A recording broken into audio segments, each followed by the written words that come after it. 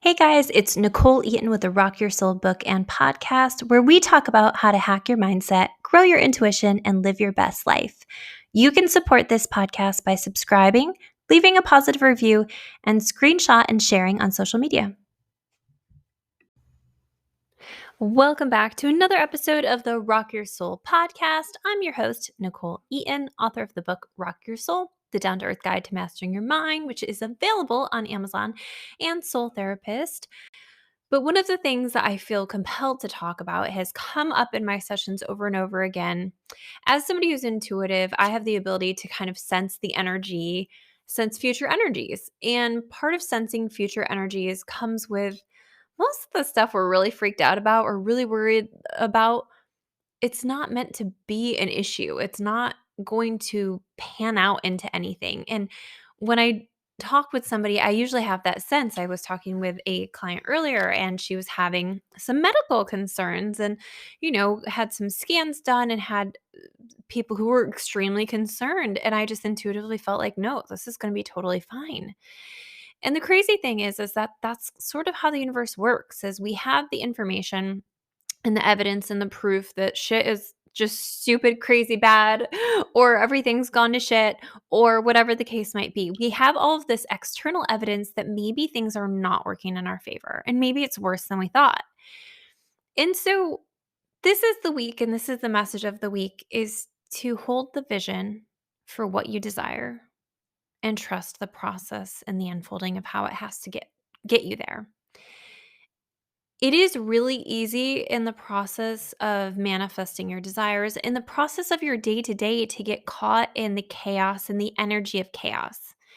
When things come up in your external world that just are really challenging or don't make a lot of sense or just feel really bad, it's really, really hard to not just dive headfirst into that bad feeling emotion and get into a headset or a mindset that it's all not going to work out. When we feed that energy, instead of feeding our vision, we fall into an energetic trap, right? If we think of manifestation, we think of your frequency. I've talked about this a million times, but we think about your frequency as when you're in a good mood, your frequency is high. When your frequency is high, it's like getting in an elevator and going to the penthouse. And you have a lot of options on the penthouse. You have a butler and you have a lot of space and a great view. All the great people, the great things, the great items, the expensive stuff, that's on the penthouse level. That's your good mood. Okay. I want you to think of penthouse equals good mood. When we're talking high vibe, high frequency, all we're talking about is your emotional state. That's it. When you're in a good mood, you attract good things. Even when you're in just a peaceful, like centered place, you attract good things. When you are in a low vibration energy, you attract low vibration things. When you're in a fear state, you will see more things to be afraid of. What we focus on grows. When we focus on the obstacles, we see more obstacles because our brain is simply a mechanism to look for the things that we're asking it to look for. And so a low vibrational state is really just being in a really bad, fearful place.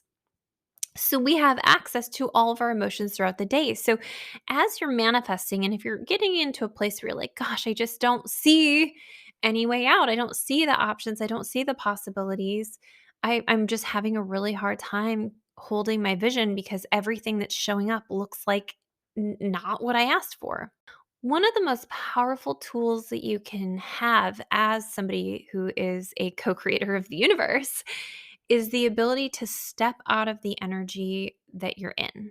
And what I mean by that is to shift from that low vibrational, panicked, desperate state and just recognize, okay, this is not what I desire, but I anticipate it has a purpose, right? Everything that's showing up is part of the process, whether I like it or not.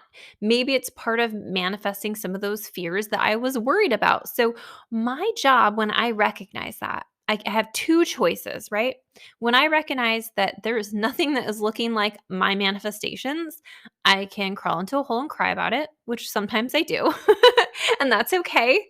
Sometimes crying is not a low vibrational activity, guys. Sometimes crying and processing through emotions gives us space to be in a higher vibration, gives us clearing out room to access better emotions. So sometimes being in like a sad place isn't a bad thing.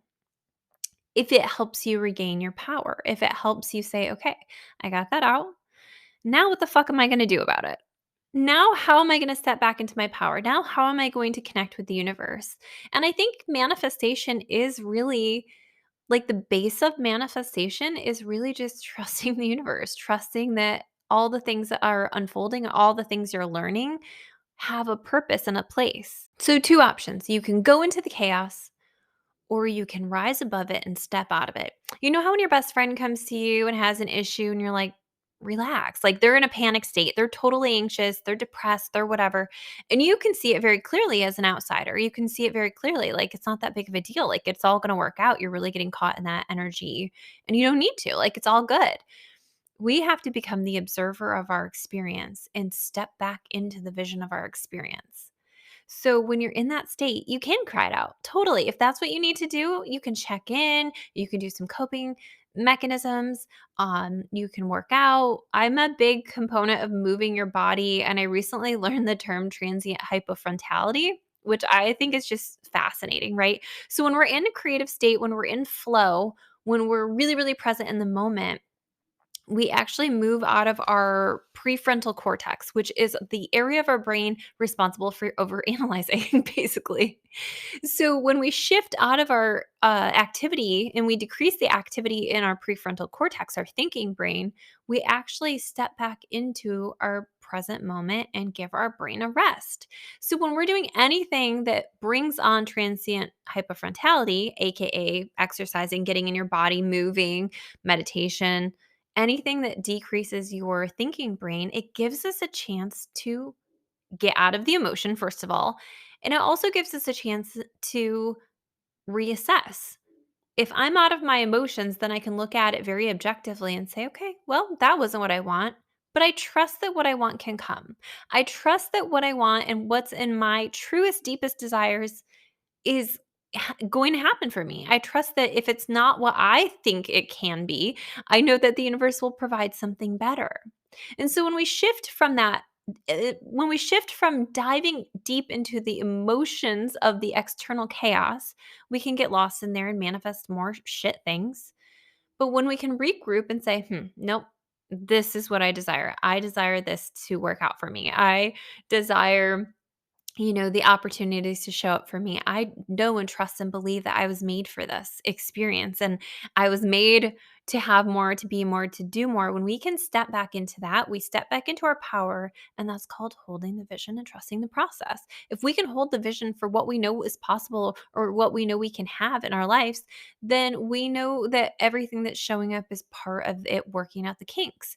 And the bigger the resistance you have to a thing, right? The more fears you have around what you want, the more worries, the more negativity you've compiled around an experience. So if you are trying to become a YouTube creator and everyone's like, oh, that's not a real job. It's so hard to get followers. If you have a lot of beliefs around the thing you're trying to manifest that are opposing it, so if you are trying to get a house and everyone's like, "Oh, houses are going so fast. You're never going to get one for under this price." And that's a pipe dream. If you're listening to the people around you instead of creating your reality, this is a good reminder to step back in your power and decide that what you desire gets to happen for you.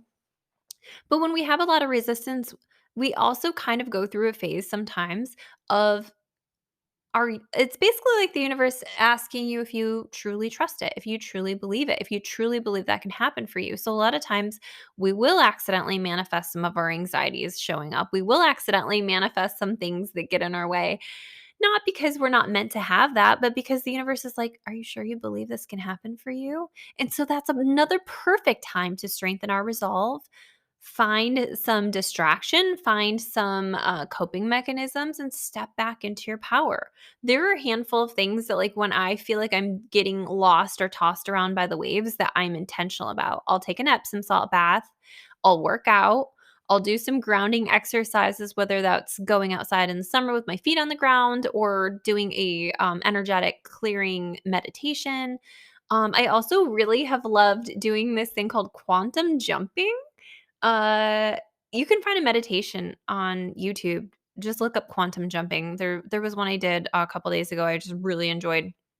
And basically it's like this process of choosing your reality, stepping out of your body and stepping into a better version of yourself. And I do this actually a lot of times with clients. We'll do a guided meditation of just stepping into your power, stepping into your confidence, and merging your future self with your current self. And it really upgrades your energy, it upgrades your cells. It feels really, really good. You leave coming back into a better state.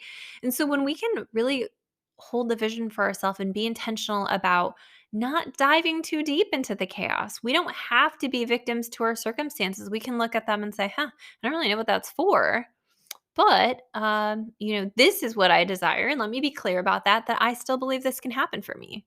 I still believe my body can heal itself. I still believe I can have that job opportunity. If this didn't work out, gosh, I can't imagine what good thing that the universe has on its way to me. Do you see how differently that energetically is to not fall into the chaos and the emotion of chaos? It's powerful. This is the game changer in your manifestation game is if you can trust the process and keep your vision alive for what you desire. And the more you can stay in the energy of the vision, I believe it comes quicker. I was listening to, oh my gosh, I couldn't even tell you what it was from. So I apologize for not being able to properly cite this, but they were talking about, are you moving towards something in the future, or is time moving towards you? Is that future thing moving towards you? And that's such a like philosophical thing to like consider, but what happens if instead of feeling like there's this future event where we're happy and excited and feel complete or feel relieved or whatever? What if instead of it being a future event, that event gets to move towards you? That does feel different when we think about it, right? If we think about that event coming closer and closer and we don't really have to do anything other than continue to embrace it and become it, it feels like it's closer than we think. And I'm a big believer, and I'm not going to take you down this rabbit hole entirely today, but I'm a big believer that time is uh a made up construct that in some regard we have the ability to perceive time in different ways, and we have the ability to perceive reality in different ways. And so um yeah, I mean, just beginning to think about your circumstances differently, beginning to think about your manifestations differently. I know a lot of people who want something so bad and they want it from a place of not having it. And so that's another thing to check. If you're manifesting from a place of I want this, I desire this because I don't have it, and when I don't have it, I'm not well, I'm not okay. I'm in the state of lack. I'm sad all the time if I don't have this one thing. When we are in a state of lack, we are manifesting from a place of not having rather than knowing it's ours, knowing it's on its way. And our brain doesn't really conceptualize negativity. It doesn't do well with it. If I tell you not to think of a pink squirrel, the first thing that pops into your head is a pink squirrel. So a lot of times when we're manifesting and we're manifesting from a place of lack, we're actually manifesting the negative. We're manifesting the opposite of what we desire because we're saying we don't have this. We don't have this, and the universe is like, "Okay, you don't have it. Sure. You don't have it." Our brain needs to look at what we're truly desiring. I have this. I have all the connections. I have all of the love. I have all of the visibility. I have all of the support. I have all of the whatever that looks like for you. So, your job is really to step back into your power and decide that you get to have the things that you desire. Double check where you're manifesting from. What energy are you manifesting from? Because that will be a game changer as well. So as you step back into your power, I want you to be really thinking like envision a design studio for your life. What would you need to feel good? What would you need to feel better? How could this situation go in your favor? What are some, and even if you're not sure, even if you're like, I don't know what to manifest right now, I just know this isn't what I want. Even if you can't come up with like what would be a better option for you to start that manifestation process, you can really start with like, how do I want to feel? Or you can invite the universe in and say, okay, universe, show me what's possible. God, angels, universe, forces of the highest good, I'm ready to be guided. I'm willing to be guided. I open up my energy to have you show me the next right possibility for me, the next right thing. And I trust that it's on its way. I trust that the situation is being resolved. I trust that everything will happen not only for my highest good, but for all involved. And when we start to set intentions and open ourselves up to receive, and that's really what you're doing is when you're manifestation's kind of tricky because some people use it to try to control things, okay? And what I'll remind you of is that you're in control to an extent. You are a co-creator to an extent, but there are a million other pieces working in you don't have to understand them. I even think of just something as simple as people who got a flat tire on the way to the Twin Towers the day of 9/11. Like there are things that seem like they suck that are actually things that are working in your favor, that are working in your highest good, or working in somebody else's highest good. Maybe the person who pulled over to help change that flat tire was also on the way and they didn't even know. They were just being a kind person.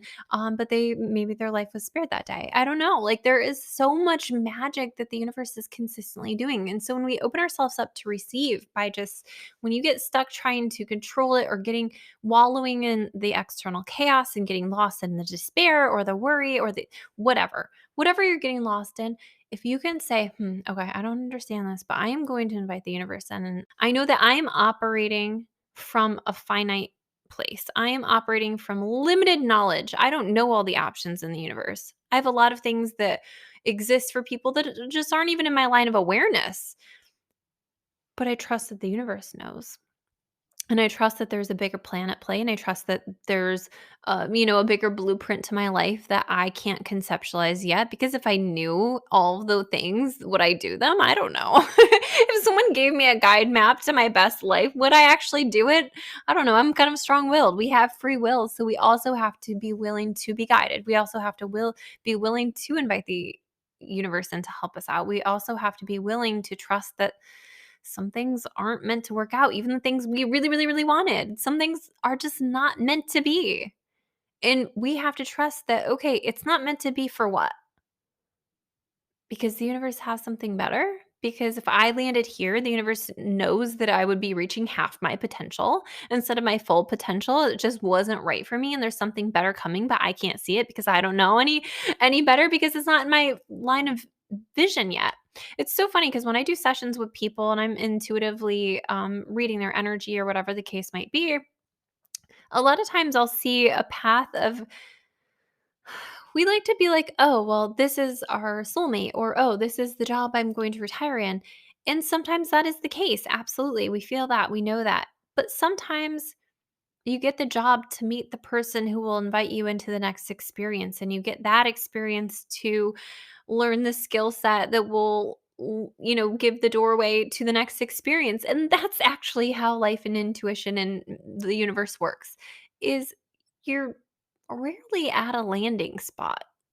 And even when you get to a landing spot, a lot of times you get bored because you know your soul's needs more or is capable of more. And so when we start to just invite the universe in to show you, to be willing to be guided, to trust the process along the way, and to hold a vision for yourself. And I always say, include this or something better because what you have in mind might not be it for you. It might not be in your best and highest good. It might not be everything you thought it would be when you got there. But the universe knows what could be.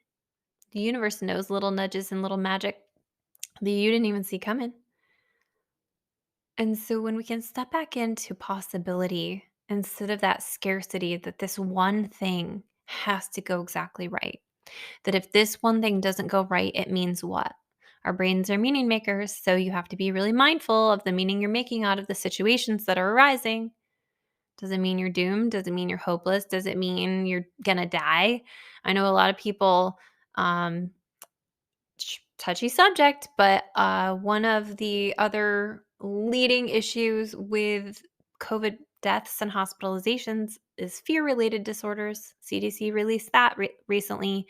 Obesity and fear related disorders are are one of the biggest signs that you could be hospitalized. And I just think if I believe to my core that if I get this illness, that it means this for me, it has to mean this for me. then my brain will look for that to happen. It will tell my body, it will signal all the things. So just keep in mind, any of it, any of your experiences, your brain is a meaning maker. What are you making it mean?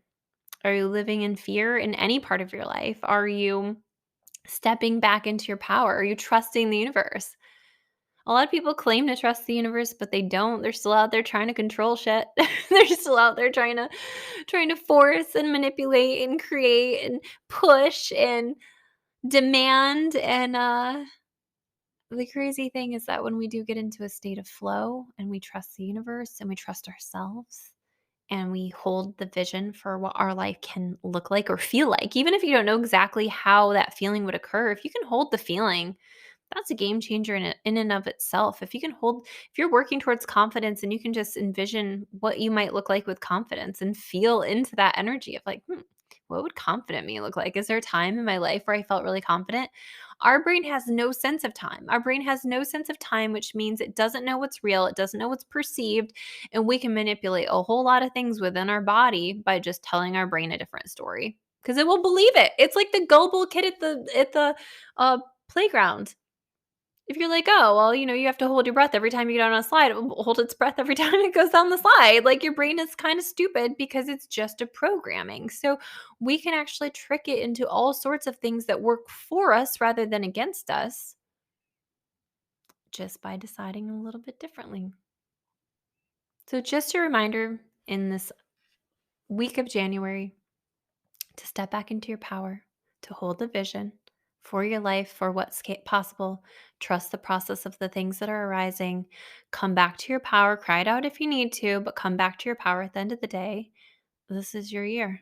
I don't care if it's Mercury retrograde or not. This is your year. This is you reclaiming everything that's rightfully yours. And on that note, make sure to get in with me, book a session with me. I do soul therapy sessions. And if you're like, Nicole, what the hell is soul therapy? I am a mental health counselor. I have a master's degree in mental health counseling, and I'm also an intuitive. So we take mindset, traditional mental health practices, and I interweave them with intuition, manifestation, and energy understanding so that you can move your life forward in the ways that you desire. Also, make sure to share this podcast. I appreciate it when you do that. Tag me in it. Share with a friend, send it to somebody you love and care about, and make sure to follow me, NicoleEaton.xo, on Instagram and TikTok. All right, catch you later. Thank you so much for listening to the Rock Your Soul book and podcast. Take a moment to book a one-on-one session with me or purchase my trainings at NicoleEaton.com. Join the Rock Your Soul Facebook group or follow me on Instagram at NicoleEaton.xo. And if you loved this podcast, don't forget to share it. Thank you.